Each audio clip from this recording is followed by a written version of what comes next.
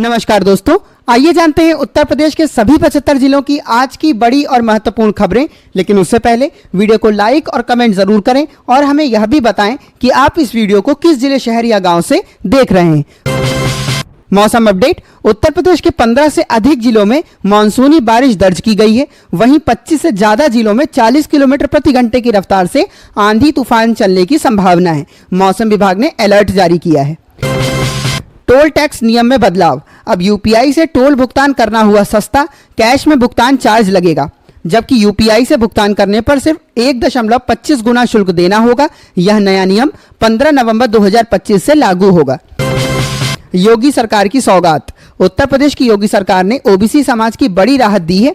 शादी अनुदान राशि को 50,000 रुपए से बढ़ाकर 60,000 रुपए कर दिया गया है। आरबीआई का नया सिस्टम। अगर आपने ईएमआई का भुगतान नहीं किया तो मोबाइल, टीवी जैसे प्रोडक्ट बंद हो जाएंगे। आरबीआई ऐसे नए सिस्टम की तैयारी में है जिसमें उत्पादों में पहले से एक ऐप इंस्टॉल होगा जो भुगतान ना होने पर उन्हें ऑटोमेटिक लॉक कर देगा। चुनाव आयोग का फैसला। इलेक्शन कमीशन ने बताया कि बिहार में एसआईआर सिस्टम सफल रहा है। अब इसे पूरे देश में लागू किया जाएगा। इसके तहत सभी पोलिंग बूथों पर 100% वेबकास्टिंग की जाएगी। दीपावली की तारीख में बदलाव। काशी विद्युत परिषद के अनुसार अब दीपावली 21 नहीं बल्कि 20 अक्टूबर को मनाई जाएगी। लक्ष्मी पूजा का शुभ मुहूर्त शाम 7 बजे से रहेगा। कफ सिरप पर अलर्ट। मध्य प्रदेश में कफ सिरप से बच्चों की मौत की आशंका के बाद उत्तर प्रदेश में भी अलर्ट जारी किया गया है। संदिग्ध बैच की जांच और बिक्री पर तत्काल रोक लगा दी गई है। योगी सरकार ने अधिकारियों को सख्त निर्देश दिए कि किसी भी स्तर पर लापरवाही ना हो। आधार अपडेट पर राहत। यूआईडीएआई ने छोटे बच्चों के लिए बायोमेट्रिक अपडेट पूरी तरह फ्री कर दिया है। अब किसी भी प्रकार का शुल्क नहीं देना होगा। यह छूट 1 अक्टूबर 2025 से प्रभावी है और 1 वर्ष तक लागू रहेगी। इस फैसले से लगभग 6 करोड़ बच्चों को फायदा होने की उम्मीद है। 8वां वेतन आयोग, 8th पे कमीशन। सरकार ने 2028 तक इसे पूरी तरह लागू करने की योजना बनाई है। 2026 से कर्मचारियों को 2 साल का एरियर भी मिलेगा। बेसिक सैलरी 18,000 रुपए से बढ़कर 44,000 रुपए तक हो सकती है। राशन कार्ड जांच। उत्तर प्रदेश सरकार ने 16.67 लाख अपात्र राशन कार्ड धारकों को चिन्हित किया है। अब इन्हें मुफ्त राशन नहीं मिलेगा। सरकार ने राशन वितरण पर गड़बड़ी रोकने के लिए सख्त कदम उठाए हैं। उत्तर प्रदेश सरकार ने राशन घोटाले पर कड़ा रुख अपनाया है। डेटा मिलान में यह सामने आया कि कई ऐसे लोग भी मुफ्त राशन ले रहे थे जो इसके पात्र नहीं थे। इनमें कार मालिक और बड़े किसान शामिल हैं। अब खाद्य विभाग इन अपात्र लाभार्थियों के राशन कार्ड रद्द करने की कार्रवाई कर रहा है। प्रधानमंत्री किसान सम्मान निधि योजना की 21वीं किश्त। अगर आपने ई-केवाईसी, आधार लिंकिंग या जरूरी दस्तावेज अपडेट नहीं किए हैं तो आपके खाते में 21वीं किश्त का 2,000 रुपए नहीं आएगा। वहीं जिन किसानों ने अभी औपचारिकताएं पूरी कर ली हैं उन्हें दिवाली से पहले यह किश्त मिलने की उम्मीद है। 100 वर्ष से अधिक उम्र के बुजुर्गों का सत्यापन। उत्तर प्रदेश में 100 साल से अधिक उम्र के 485 बुजुर्ग अभी भी फ्री राशन का लाभ उठा रहे हैं। हरदोई जिले में आपूर्ति विभाग इन बुजुर्गों का सत्यापन करा रहा है। भारत सरकार द्वारा संदिग्ध माने गए 77,676 राशन कार्डों में से 485 हरदोई जिले के हैं। विभाग इन बुजुर्गों की जानकारी की जांच कर यह तय करेगा कि राशन वितरण जारी रखा जाए या नहीं। कुछ मामलों में आधार डेटा में अंतर के कारण नाम सूची में आए हैं जिनका सत्यापन जारी है। संभल मस्जिद ध्वस्तीकरण मामला। इलाहाबाद हाईकोर्ट ने मुस्लिम पक्ष की याचिका खारिज कर दी है जिससे उन्हें झटका लगा है। ड्रोन चोरी की अफवाहें। उत्तर प्रदेश के पूर्वी जिलों में ड्रोन से चोरी की अफवाहें फैलने के बाद दहशत का माहौल है। पश्चिमी यूपी में शुरू हुई ये कहानियां अब रायबरेली, कानपुर, इटावा और बलिया तक पहुंच गई हैं।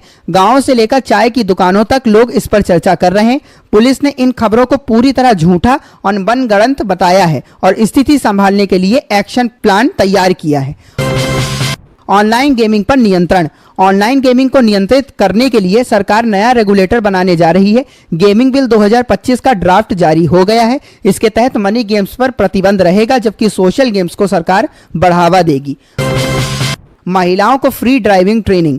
योगी सरकार ने महिलाओं के सशक्तिकरण के लिए नया अभियान शुरू किया है। हापुड़ के एपीपीजी कॉलेज में मिशन शक्ति 5.0 के तहत महिलाओं को मुफ्त ड्राइविंग प्रशिक्षण दिया जा रहा है।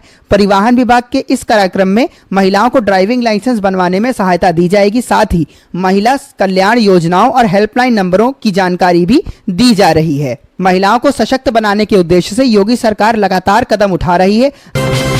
अब किसानों के लिए भी आई एक बड़ी खुशखबरी।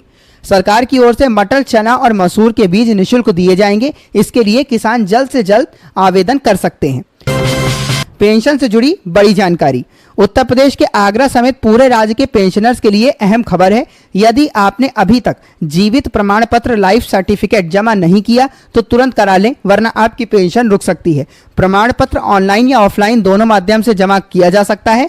कोषागार विभाग ने नवंबर में भीड़ कम करने के लिए समय से पहले प्रमाण पत्र जमा कराने की अपील की है। साथ ही पेंशनर्स की मृत्यु होने पर तुरंत विभाग को सूचित करने के निर्देश दिए हैं।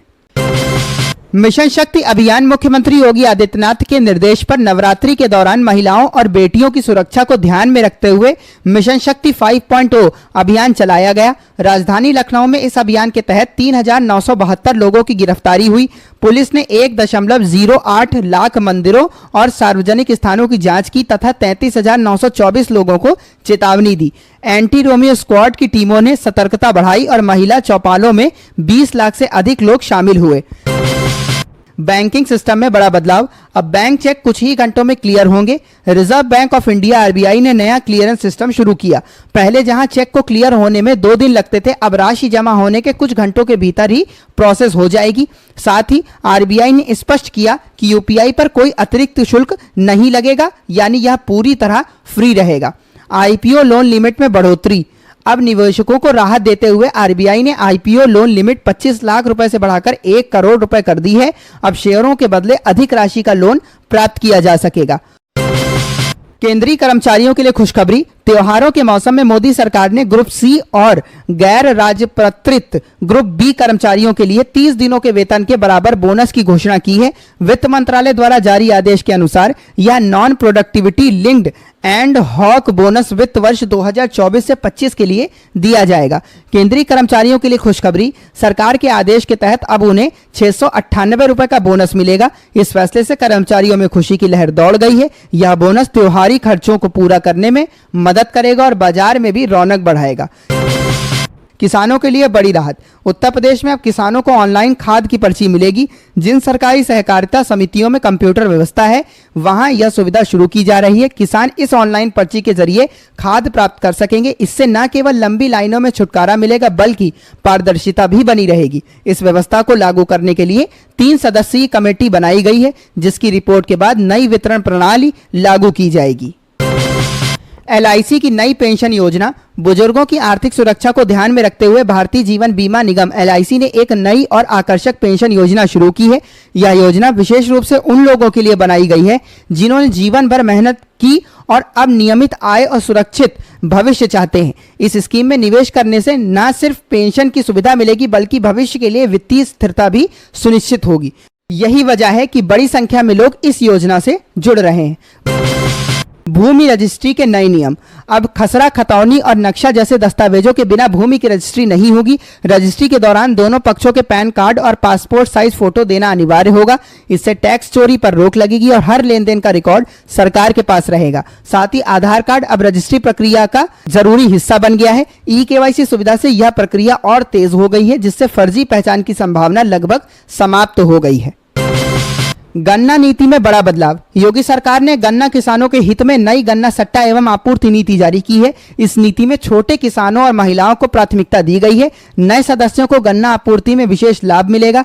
छोटे किसानों को पीढ़ी गन्ने की पर्चियां पहले जारी की जाएंगी, जिससे 13.12 लाख किसानों को सीधा फायदा होगा। साथ ही यांत्रिक हार्वेस्टिंग के लिए पारिवारिक कैलेंडर की सुविधा भी दी जाएगी। एनपीएस में बड़ा सुधार। नेशनल पेमेंट सिस्टम एनपीएस के तहत 3 नए पेंशन मॉडल लाने की तैयारी है। इनमें से एक मॉडल महंगाई आधारित इन्फ्लेशन लिंक्ड होगा, जिसके तहत पेंशन राशि हर साल की महंगाई दर के अनुसार समायोजित की जाएगी। इस बदलाव से रिटायरमेंट के बाद मिलने वाली आय और भी सुरक्षित स्थिर हो जाएगी।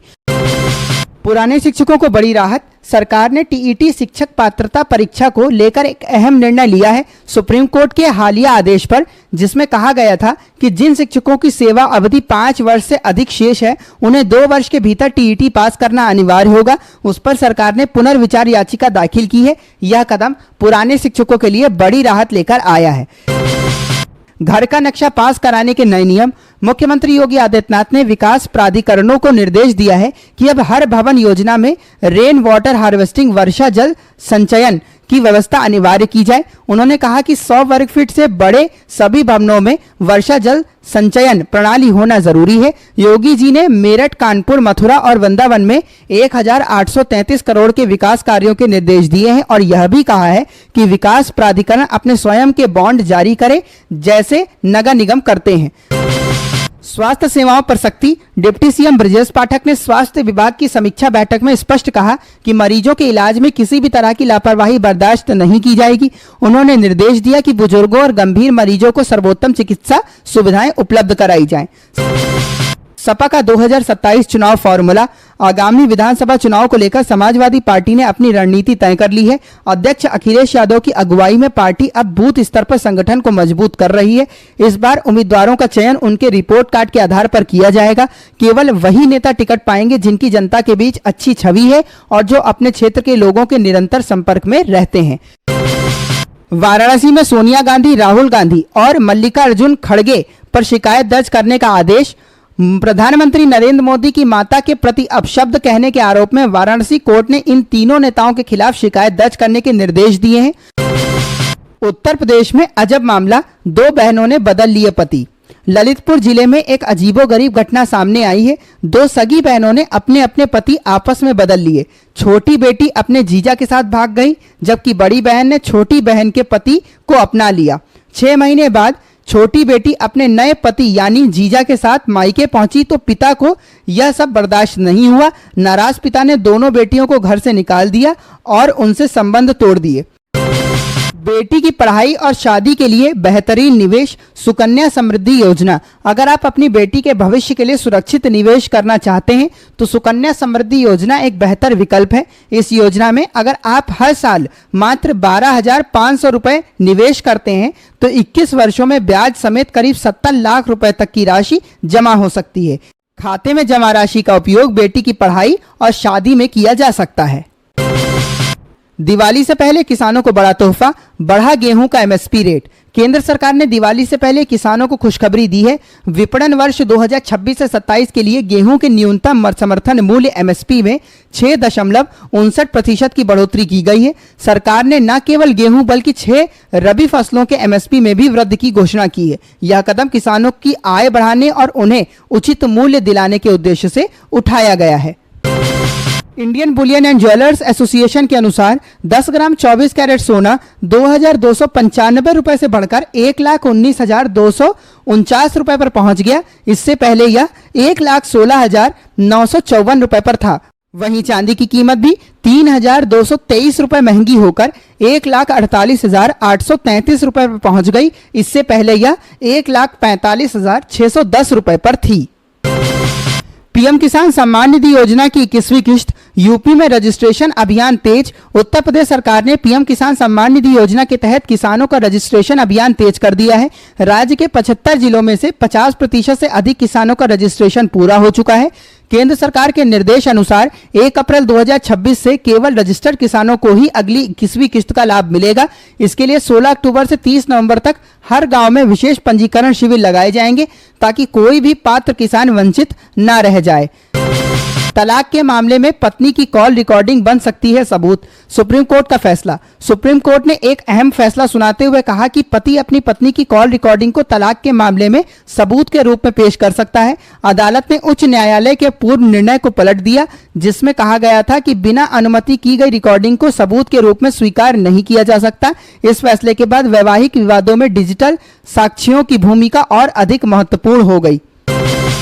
ओबीसी आरक्षण को 3 हिस्सों में बांटने की मांग, ओपी राजभर का बयान। योगी सरकार के मंत्री ओम प्रकाश राजभर ने ओबीसी वर्ग के 27% आरक्षण को 3 हिस्सों में विभाजित करने की मांग की है। उन्होंने सोशल मीडिया पर अनुप्रिया पटेल को संबोधित कर एक पत्र साझा करते हुए कहा कि अब सामाजिक न्याय के लिए नई ललकार का समय आ गया है। राजभर ने सामाजिक न्याय समिति की रिपोर्ट को तत्काल लागू करने की मांग की ताकि हर वर्ग को उसका वास्तविक हक मिल सके। विकसित भारत 2047 यूपी में जन आंदोलन का रूप। प्रधानमंत्री नरेंद्र मोदी के विकसित भारत 2047 के संकल्प को साकार करने के लिए मुख्यमंत्री योगी आदित्यनाथ ने विकसित यूपी बनाने का अभियान शुरू किया। अब यह अभियान जन आंदोलन का रूप ले रहा है, जिसमें ग्रामीण युवाओं ने अभूतपूर्व उत्साह दिखाया है। पहली बार गांवों में इतनी बड़ी संख्या में युवा प्रदेश के विकास के हर पहलू पर अपनी राय दे रहे हैं।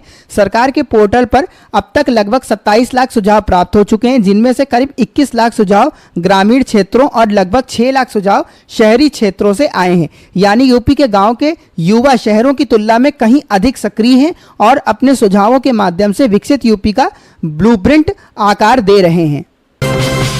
8वें वेतन आयोग अपडेट। मिनिमम सैलरी 44,000 रुपए के साथ अब लाखों कर्मचारियों को एरियर भी मिलेगा। यह केंद्र सरकार और पेंशन भोगियों के लिए बड़ी राहत की खबर है। 8वें वेतन आयोग को पूरी तरह लागू होने में 2028 तक का समय लगेगा। जनवरी 2025 में इसे कैबिनेट की मंजूरी मिली थी, लेकिन अभी तक आधिकारिक नोटिफिकेशन, टर्म्स ऑफ रेफरेंस और कमीशन मेंबर्स की सूची जारी नहीं हुई है। हालांकि आयोग 1 जनवरी 2026 से लागू होगा, जिससे कर्मचारियों को 2 साल का एरियर भी मिलेगा। इस बदलाव से 50 लाख से अधिक केंद्रीय कर्मचारियों और लगभग 65 लाख पेंशन भोगियों को फायदा होगा। लेवल ए के कर्मचारियों को बेसिक सैलरी 18,000 रुपए से बढ़ाकर 44,000 रुपए तक पहुंचने की संभावना है। आयोग इस बढ़ोतरी में 2.46 फिटमेंट फैक्टर लागू कर सकता है। धान खरीद शुरू। उत्तर प्रदेश में धान खरीद शुरू हो गई है। योगी सरकार ने 48 घंटों के भीतर किसानों को भुगतान देने का निर्देश दिया है। क्रय केंद्र सुबह 9 बजे से शाम 5 बजे तक खुलेंगे। चुनाव आयोग ने बिहार में आगामी विधानसभा चुनाव के शेड्यूल का ऐलान कर दिया है। बिहार में इस बार 2 चरणों में वोटिंग होगी। 6 और 11 नवंबर को वोटिंग के बाद 14 नवंबर को नतीजों का ऐलान होगा। मुख्य चुनाव आयुक्त ने ज्यों ही बिहार चुनावों की तारीख कंफर्म की, Bahujan Samaj party BSP chief Mayawati इसे लेकर सक्रिय हो गई। मायावती ने अपने आधिकारिक एक्स हैंडल पर इससे जुड़ा पोस्ट किया। बसपा सुप्रीमो ने 2 चरणों में चुनाव कराए जाने के फैसले का स्वागत किया। मजेदार बात यह है कि मायावती ने अपने भतीजे और पार्टी के नेशनल कोऑर्डिनेटर आकाश आनंद का जिक्र करते हुए बिहार चुनाव को लेकर एक बड़ा दावा भी कर दिया। उत्तर प्रदेश में मौसम संबंधी चेतावनी। मौसम विभाग ने 7 अक्टूबर के लिए मानसून संबंधी नई चेतावनी जारी की है। इसके तहत पश्चिमी यूपी के कई जिलों में मौसम में अचानक बदलाव देखने को मिलेगा। सहारनपुर, मेरठ, मुरादाबाद समेत 9 जिलों में ओलावृष्टि की संभावना जताई गई है, जिससे फसलों को नुकसान हो सकता है। इसके अलावा 13 जिलों में भारी बारिश का अलर्ट जारी किया गया है। पश्चिमी यूपी के लगभग 23 जिलों में गरज चमक, वज्रपात और 30 से 40 किलोमीटर प्रति घंटे की रफ्तार से तेज हवाएं चलने की संभावना है। मौसम विभाग ने इस अचानक बदलाव के मद्देनजर किसानों और आम जनता को सतर्क रहने की सलाह दी है। तो दोस्तों, उत्तर प्रदेश से जुड़ी आज की खबरें में बस इतना ही। और अधिक अपडेट्स पाने के लिए जुड़े रहिए यूपी की न्यूज के साथ।